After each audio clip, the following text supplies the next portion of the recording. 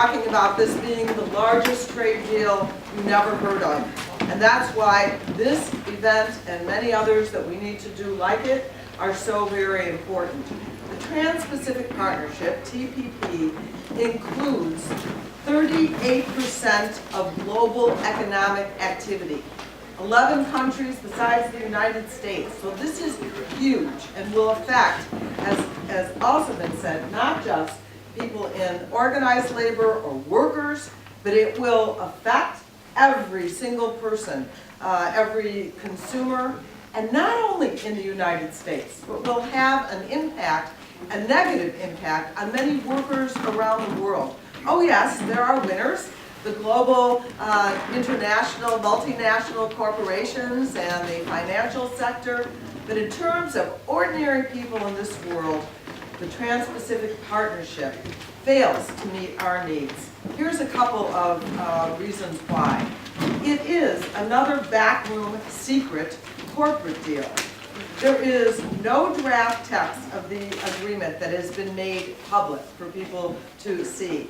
And actually, as a member of Congress, if I want to see the text, the actual words, I have to go into a room to see a classified document. I may not take notes, and I may not have any staff, and I can't talk about it.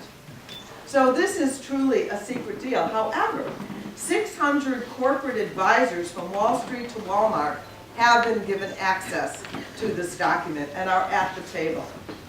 It actually erodes our sovereignty as Americans. The TPP gives corporations the right to challenge any laws that could adversely impact, quote, their expected future profits, unquote.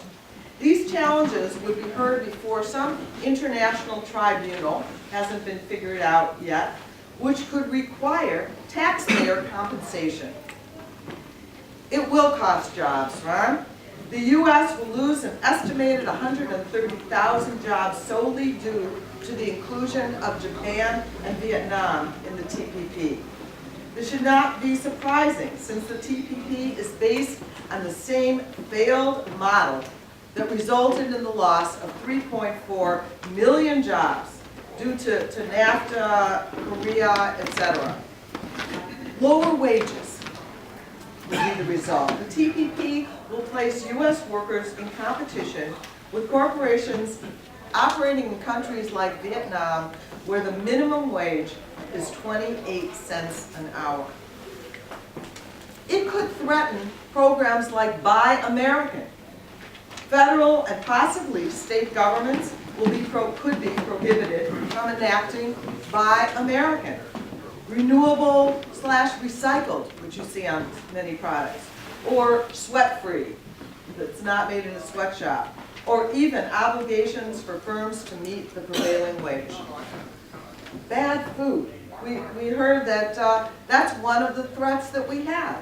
The FDA has detained hundreds of seafood exports from TPP countries such as Vietnam and Malaysia due to salmonella and E. coli and drug residues, and many more tainted food products could slip into the United States because the TPP will greatly expand the quantity of food exported to the United States. And already we only inspect 1 to 2% of food imports. So we should all worry about what is going to be brought from the store to our table and in our bodies.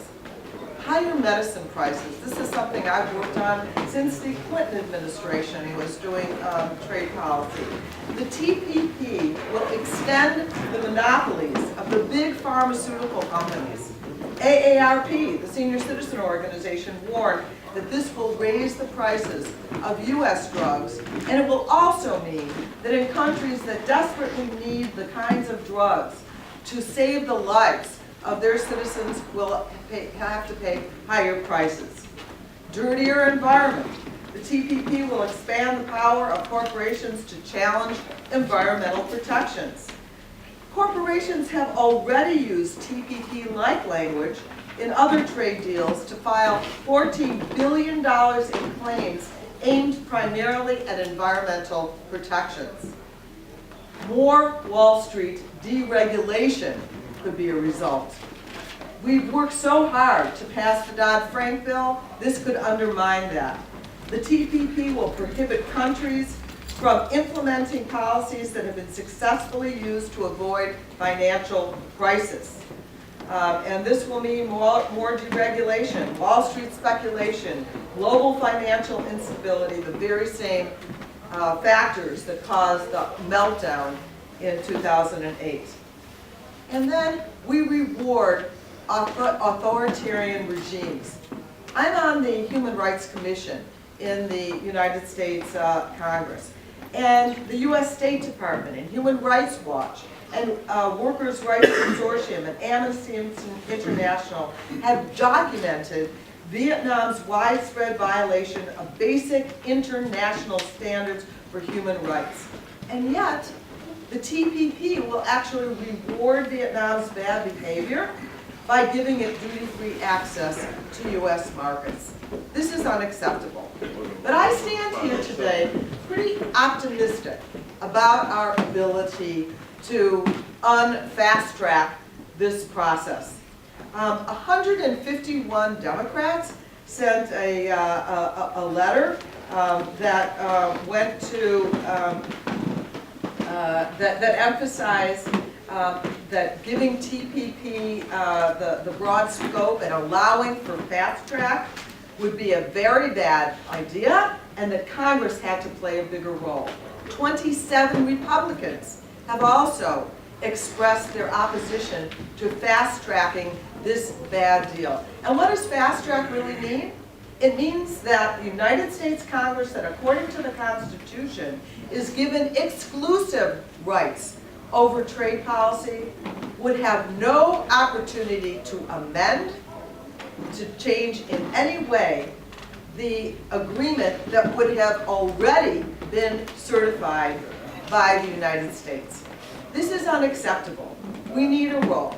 We think we can stop fast track, and then we think we can go back to the table and take a look at this very bad deal called the Trans-Pacific Partnership.